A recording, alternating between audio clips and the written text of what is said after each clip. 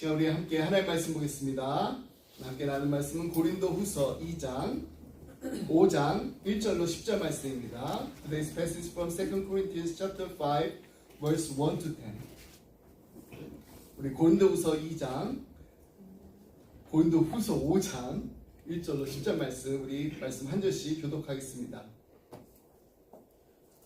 만일 땅에 있는 우리 장막의 집이 무너지면 하나님께서 지으신 집 곧 손으로 지은 것이 아니요 하늘에 있는 영원한 집이 우리에게 있는 줄 아느니라.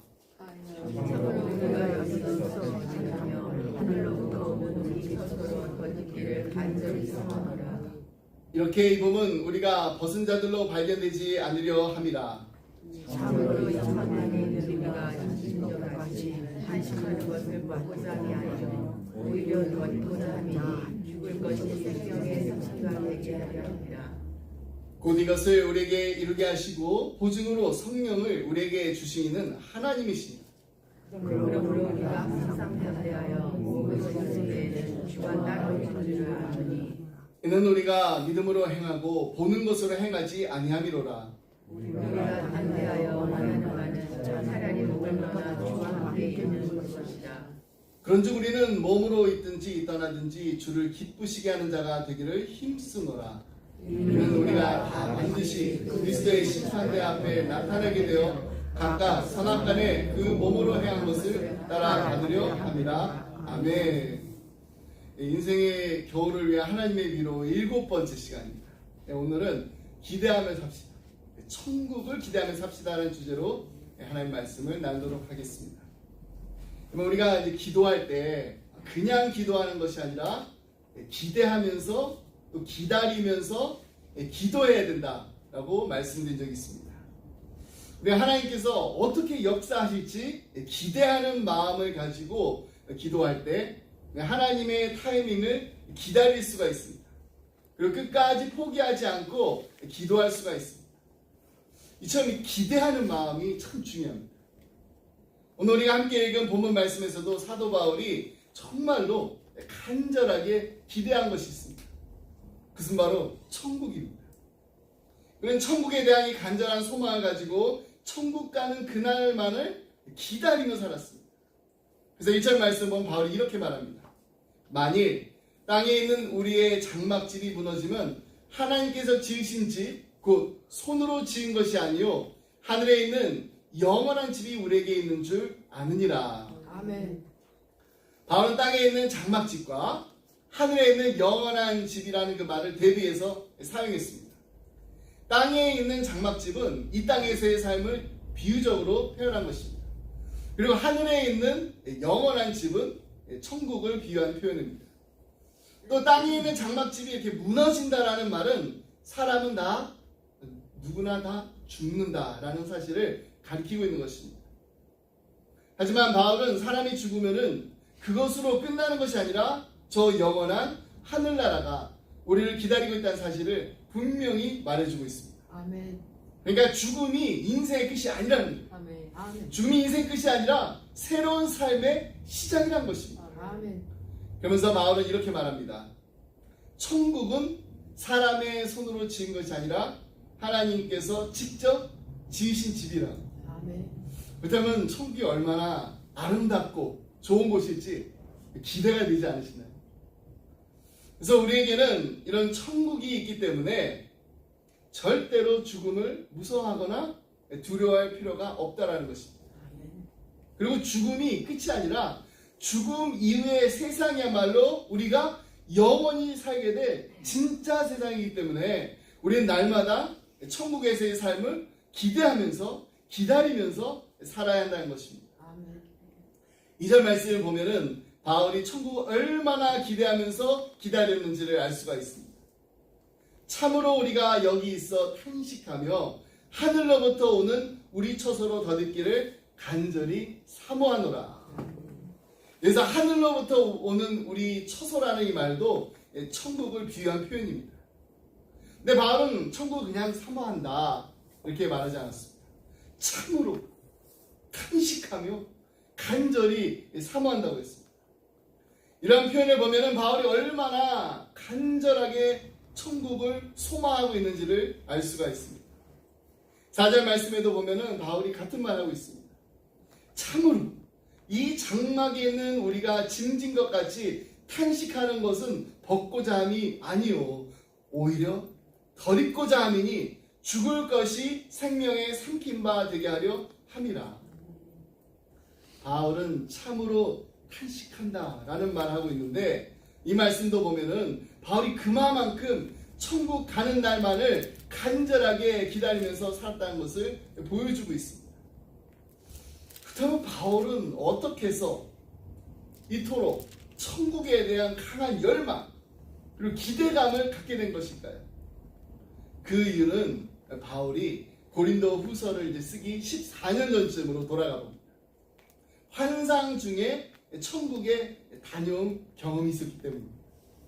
이런 사실이 고린도 후서 12장에도 나와요. 무익하나마 내가 부득불 자랑하노니 주의 환상과 계시를 말하리라. 내가 그리스도 안에 있는 한 사람을 아노니 그는 14년 전에 셋째 하늘에 이끌려간 자라. 그가 몸 안에 있었는지 몸 밖에 있었는지 나는 모르거니와 하나님은 아시느니라. 그 다음 사도 바울이 다녀온 이 셋째 하늘이란 과연 어떤 곳일까요? 여기에 대해서는 크게 두 가지 견해가 있습니다. 먼저 첫 번째, 하늘이 7개로 나누어져 있다라고 믿는 이 유대 사상에서는 의인이 그 머무는 그 처소가 있는데 그게 첫 번째, 두 번째, 세 번째 하늘이라고 가르칩니다. 일단 바울이 바로 이 죽은 의인들이 머물고 있는 그 처소에 다녀온 곳입니다. 바울이 당시 유대인의 그 묵시 문학에 영향을 받았다라고 보는 이 학자들의 견해예요. 하지만 요즘 이런 주장에 동의하는 학자들은 그렇게 많지가 않습니다. 많은 학자들이 이 셋째 하늘을 하나님이 계시는 곳이라고 봅니다. 이 견해에 따르면 성경은 이 하늘, 이 성경에 나오는 게 하늘이라는 그 단어를 보면은 이 세 가지 장소를 이제 표현하고 있습니다. 첫 번째 하늘은 이 지구의 이 대기권을 가리킵니다. 우리가 볼 수 있습니다. 사도행전 1장 9절로 10절 말씀. 이 말씀을 마치시고 그들이 보는데 올려져 가시니 구름이 그를 가려 보이지 않게 하더라. 올라가실 때 제자들이 자세히 하늘을 쳐다보고 있는데 흰옷 입은 두 사람이 그들 곁에 서서 사람들이 볼 수 있는 하늘을 말합니다. 스카이. 두 번째 이 하늘은요, 모든 별들이 존재하는 전 우주를 의미합니다. 창세기 1장 14절 말씀. 하나님이 이르시되 하늘의 궁창에 광명체들이 있어 낮과 밤을 나뉘게 하고 그것들로 징조와 계절과 날과 해를 이루게 하라. 그러니까 이 하늘도 우주, 볼 수 있는 하늘입니다. 아니, 세 번째 하늘은 볼 수가 없어요. 이 두 하늘을 넘어서서 존재하는 것입니다. 하나님이 계신 곳을 의미합니다. 베드로전서 3장 22절 말씀입니다. 그는 예수 그리스도는 하늘에 오르사 하나님 우편에 계시니 천사들과 권세들과 능력들이 그에게 복종하느니라. 따라서 이 세 번째, 이 셋째 하늘은 보이지 않는 하나님이 계시는 곳입니다. 그래서 이 공간적인 그 장소 개념의 어떤 하늘을 말하는 게 아닙니다. 인간의 한계를 초월해서 인간의 언어로는 도저히 묘사할 수 없는 지극히 영광스럽고 거룩한 영적인 세계를 뜻하는 것입니다. 근데 그런 곳에 바울이 직접 다녀왔다는 것입니다. 우리말 중에 백문이 불여 일견이라는 말이 있습니다. 바울이 천국을 이렇게 직접 눈으로 보게 되면서 천국에 대한 확신과 또 그 천국에 꼭 들어가고 싶다라는 이런 강한 열망을 가지게 된 것입니다. 일단 우리도 천국에 한번 갔다 오면은, 이렇게 한번 갔다 보면은 천국을 더 간절하게 바라고 또 기대하고 기다릴 수 있지 않을까요?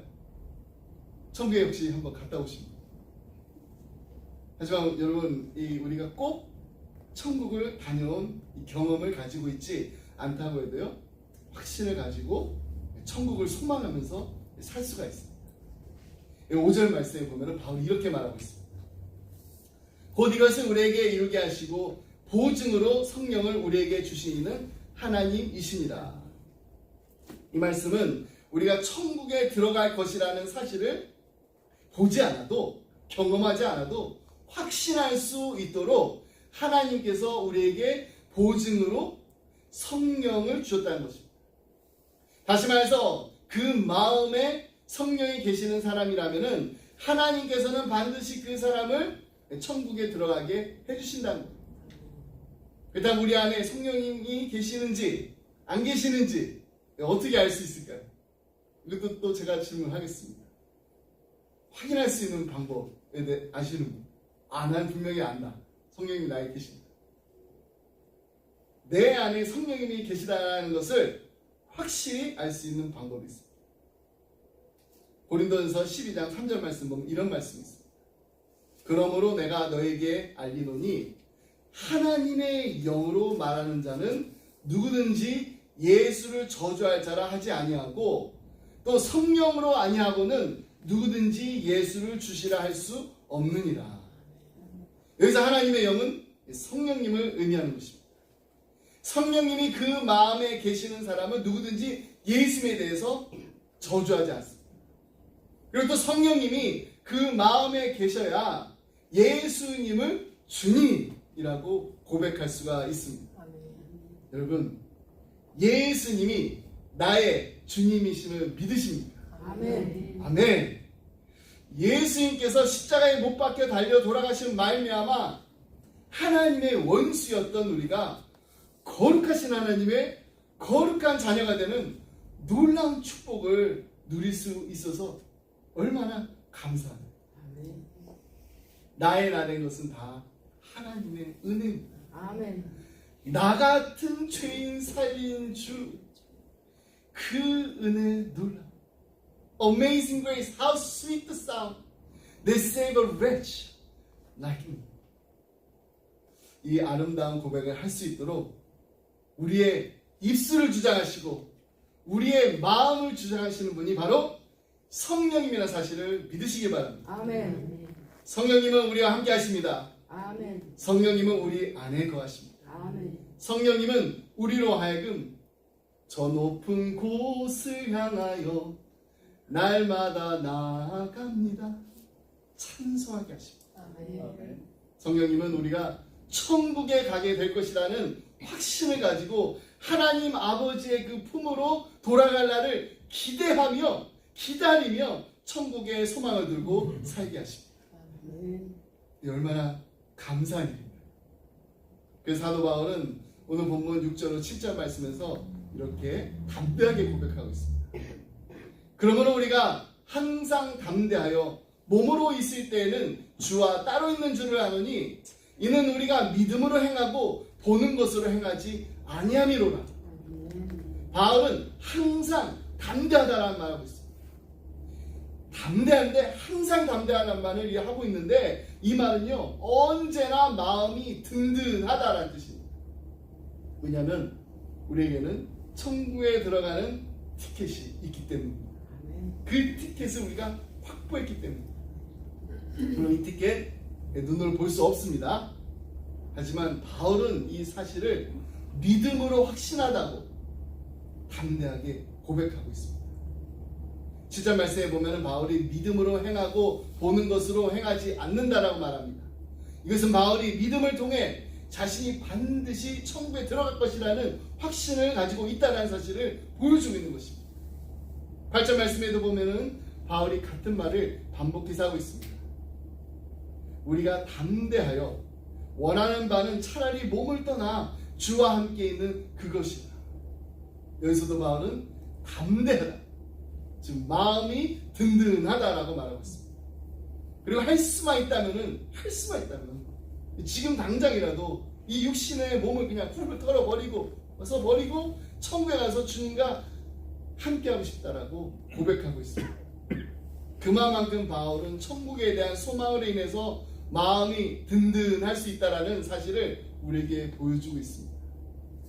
여러분, 우리도 마찬가지입니다. 천국에 대한 소망이 우리 안에 있을 때 우리도 바울처럼 마음이 든든할 수 있게 되는 것입니다. 아멘. 자, 이제 우리는 이 세상을 살아가면서 든든한 마음을 가지고 살 수 있게 되었습니다. 든든한 마음 가지고 천국의 소망을 두고 천국의 삶을 기대하며 기다리며 살게 되었습니다. 그렇다면은 천국 가는 그날까지 우리 이 땅에서 어떻게 살아야 될까? 이에 대한 분명한 대답이 9절 말씀에 나옵니다. 그런즉 우리는 몸으로 있든지 떠나든지 주를 기쁘시게 하는 자가 되기를 힘씁니다.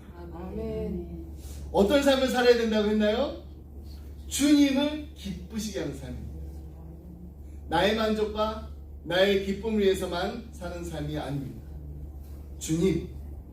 주님의 마음에 기쁨을 드리는 삶을 사는 것이 저에게 있어서는 최고의 기쁨입니다. 나 정말로 주님의 기쁨이 되길 원합니다. 아멘. 내가 원하는 한 가지 주님의 기쁨이 되는 것. 내가 원하는 한 가지 주님의 기쁨이 되는 것. 이 찬양이 우리의 고백이 되고 우리의 삶이 될 때 세상에서는 누릴 수 없는 기쁨이 충만한 삶을 살게 될 줄 믿습니다. 아멘. 그렇다면 어떻게 사는 것이 주님을 기쁘게 하는 삶일까요? 우린 그 답을 로마서 12장 1절로 2절 말씀에서 찾을 수가 있습니다. 사도 바울은 이 기쁨을 의미하는 이 동일한 헬라어를 로마서에서도 사용하고 있습니다. 로마서 10장 1절 말씀 먼저 보겠습니다. 그러므로 형제들아 내가 하나님 모든 자비하심으로 너희를 권하노니 너희 몸을 하나님이 기뻐하시는 거룩한 산 제물로 드리라. 이는 너희가 드릴 영적 예배니라. 우리가 하나님이 기뻐하시는 삶을 살기 위해서는 먼저 우리의 몸을 드려야 됩니다. 우리가 예수 믿고 난 후에 가장 먼저 일어나는 놀라운 변화 중에 하나가 있다면은 그것은 바로 우리의 몸이 나의 것이 아니라 하나님의 성전이 되었다는 것입니다. 그렇다고 우리 신체 속에 어떤 이렇게 변화가 일어난 것은 아닙니다. 하지만 우리가 예수 그리스도를 나의 구세주로 영접하고 나의 주님으로 고백하게 하시는 그 성령님께서 우리를 찾아오십니다. 그 순간 우리의 몸은 하나님이 사용하시기를 원하는 하나님의 성전이 되는 것입니다. 더 이상 우리의 몸은 우리의 것이 아니라 하나님의 몸이 된 것입니다. 아멘.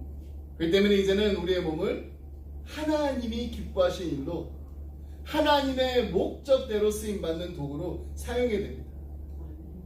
고린도전서 6장 19절로 20절 말씀입니다. 너희 몸은 너희가 하나님께로부터 받은 바 너희 가운데 계신 성령의 전인 줄을 알지 못하느냐. 너희는 너희 자신의 것이 아니라 값으로 산 것이 되었으니 그런즉 너희 몸으로 하나님께 영광을 돌리라. 아멘. 더 이상 우리의 것이 아닌 우리의 몸입니다. 우리의 것이 아닌 우리의 몸으로 하나님께 영광을 돌리라는 말씀이 우리에게는 얼마나 놀라운 축복의 말씀인지 모릅니다. 죄인이었던 우리입니다. 하나님의 원수였던 우리입니다. 근데 이제는 하나님의 영광을 위해 우리의 몸을 드릴 수 있게 되었습니다. 그것도 그냥 드린 것이 아니라 하나님이 기뻐하시는 거룩한 산 제사로 드릴 수 있게 되었습니다. 그래서 이 드리다 이 단어는요 본래 구약 시대에 제사장이 이렇게 제물을 드린다 할 때 사용된 단어입니다. 그리고 하나님이 기뻐하시는 거룩한 제사로 드린다는 것은 이 거룩하다라는 말에는요 이런 의미가 담겨져 있습니다. 거룩하다. 성경에서는 이것은 언제나 그냥 단순히 그냥 깨끗하다라는 의미보다 어떤 목적을 위해서 구별되었다는 뜻으로 사용됐습니다. set apart 됐다는 거예요. 그러니까 우리의 몸을 거룩한 산 제사로 드린다라는 것은 하나님의 목적을 위해서 구별된 우리의 삶을 드린다는 것입니다. 그리고 이것이 우리가 드릴 영적 예배라고 사도 바울은 강조하고 있습니다. 근데 사실은 우리 한글 개역 성경이나 영어 성경에서 번역한 이 영적 예배, spiritual worship이란 말에서 이 spiritual, 이 영적이라는 단어가 정확한 단어는 아닙니다. 오역은 아니에요. mistranslation은 아닙니다. 근데 오해할 수 있는, misinterpretation 할 수 있는 그런 가능성이 있는 번역입니다. 이 단어를 이제 원문에 가까이 번역하게 되면은 너희 몸을 하나님이 기뻐하시는 거룩한 산 제물로 드리라. 이는 너희가 드릴 마땅한, 합당한 예배라는 것입니다. 그래서 ESV 성경에 보면은 이것을 rational service라고 합니다. 킹 제임스 그 버전에 보면은 reasonable service라고 번역되어 있습니다. 그렇다면은 우리가 드려야 될 이 마땅한, 합당한 예배란 무엇일까요? 예배 다음에 따라야 할 진정한 예배가 있습니다. 그것은 바로 우리의 몸을 드리는 것입니다. 그렇기 때문에 오늘 이렇게 예배를 마치고서 축도와 함께 이 예배가 끝나는 것이 아니라 진정한 예배란 우리 예배를 다 드리시고 난 후에 우리가 집으로 돌아가서 우리의 삶의 전 영역 속에서 계속해서 드려지는 것입니다. 어떻게 해요? 하나님께서 기뻐하시는 거룩한 산 제사로 하나님의 목적대로 set apart, 쓰임 받게 되는 구별된 삶을 날마다 살아야 되는 것입니다. 이것이 바로 우리 주님을 기쁘시게 하는 삶입니다. 근데 우리가 우리의 몸을, 우리의 삶을 온전히 하나님께 드리고자 한다면 먼저 우리의 마음의 변화가 일어나야 돼요. 로마서 12장 2절 말씀입니다. 너희는 이 세대를 본받지 말고 오직 마음을 새롭게 함으로 변화를 받아 하나님의 선하시고 기뻐하시고 온전하신 뜻이 무엇인지 분별하도록 하라. 그래서 본받지 말라라는 단어와 변화를 받으라라는 단어 매우 대조적입니다. 근데 이 대조적인 단어가 사실 같은 단어의 뿌리에서 나왔습니다.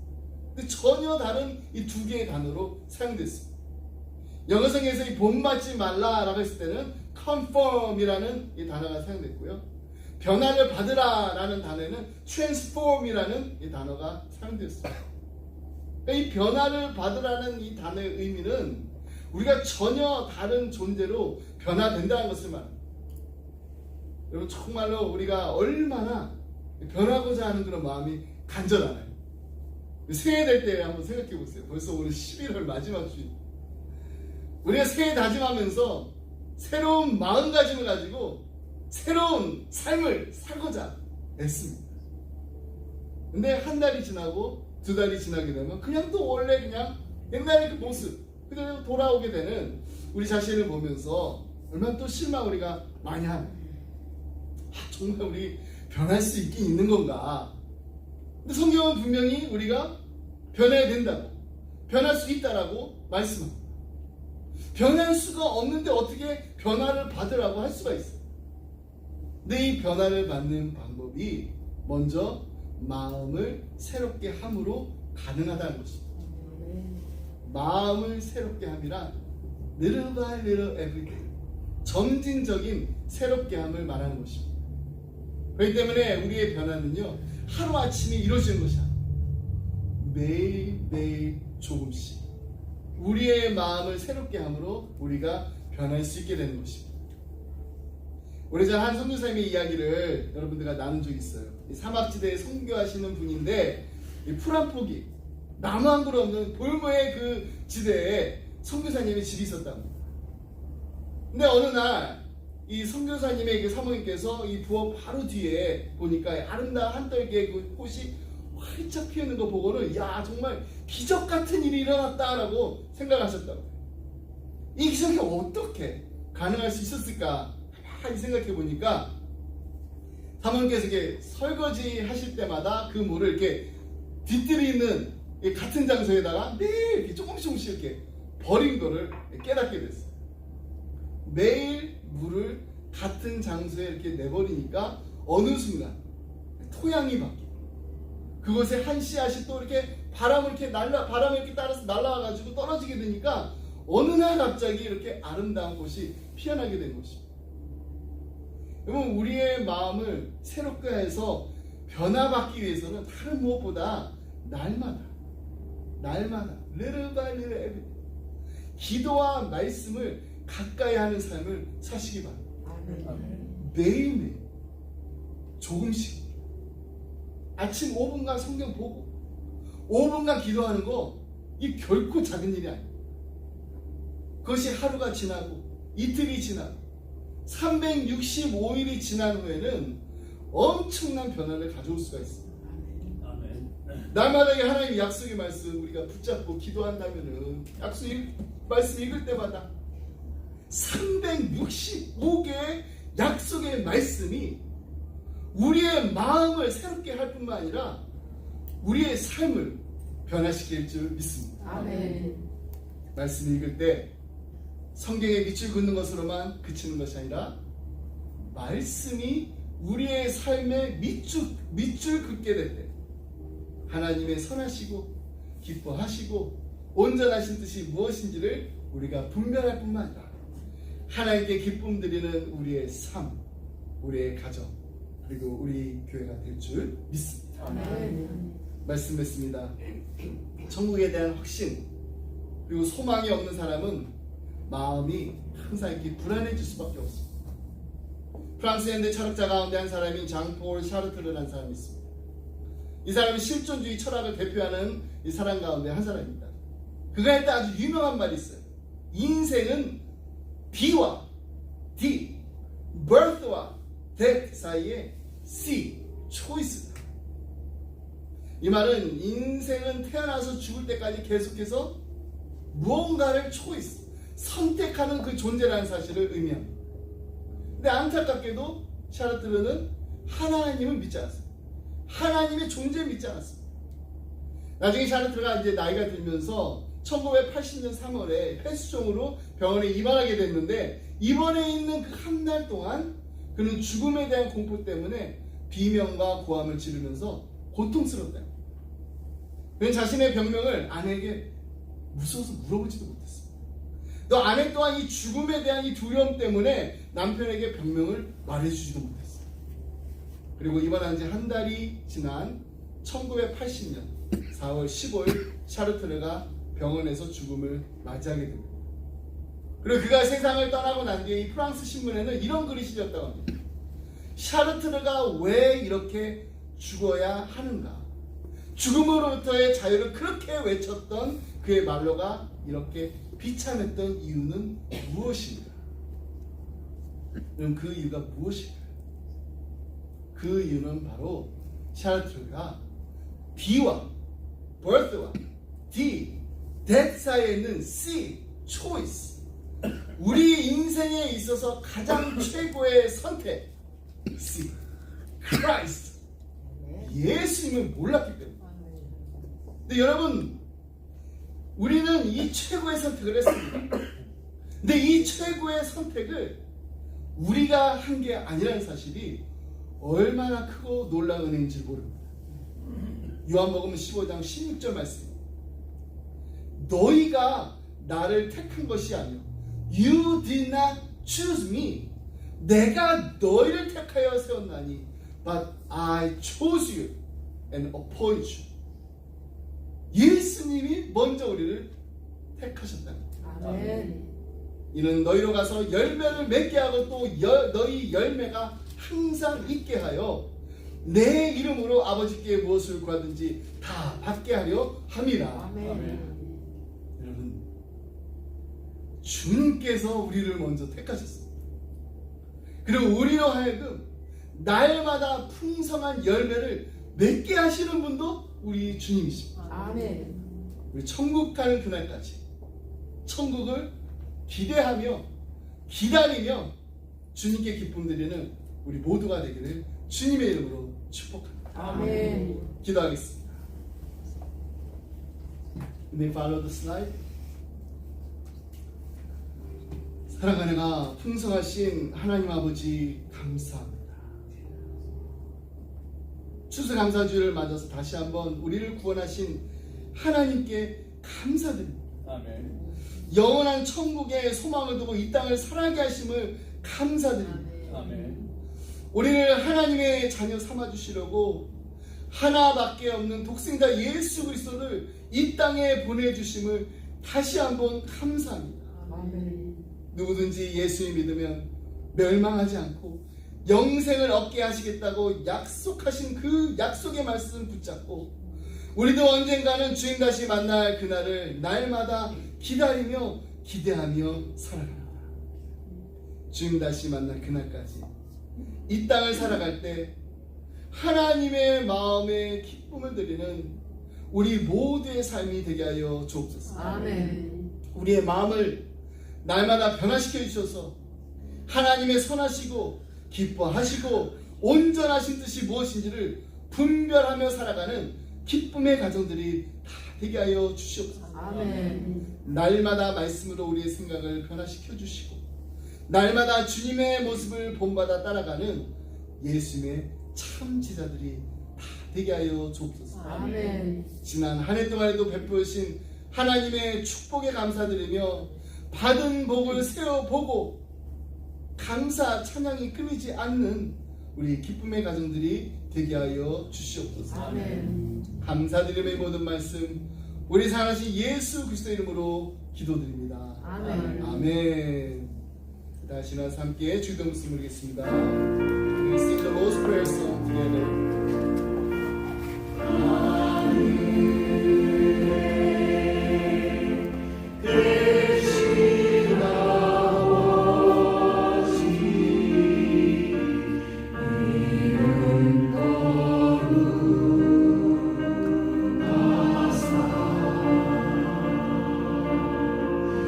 주님 나라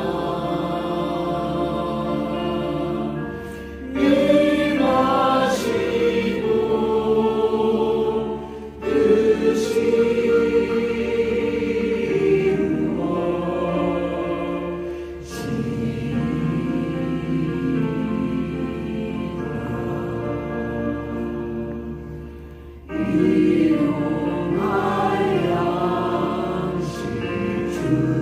드시는 우리들의 큰 죄 다 용서하옵시고 또 시험에 들게 하시고 악에서 구원하소서. 내게 주의 나라 주의 권세 주의 영광 영원히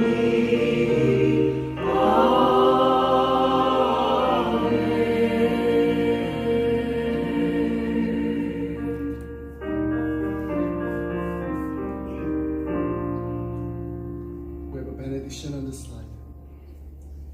이제는 우리 주 예수 그리스도의 은혜와 아버지 하나님의 그 크신 사랑과 성령님의 감동감화 교통하시니 하나님 감사합니다. 거룩하신 하나님의 거룩한 삼아 주시고 우리의 몸을 하나님께 드리는 거룩한 산 제물이 되게 하심을 감사합니다.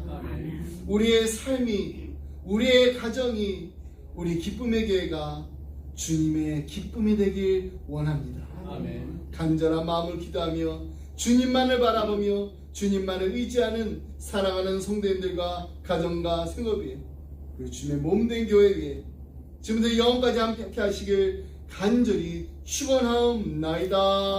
아멘.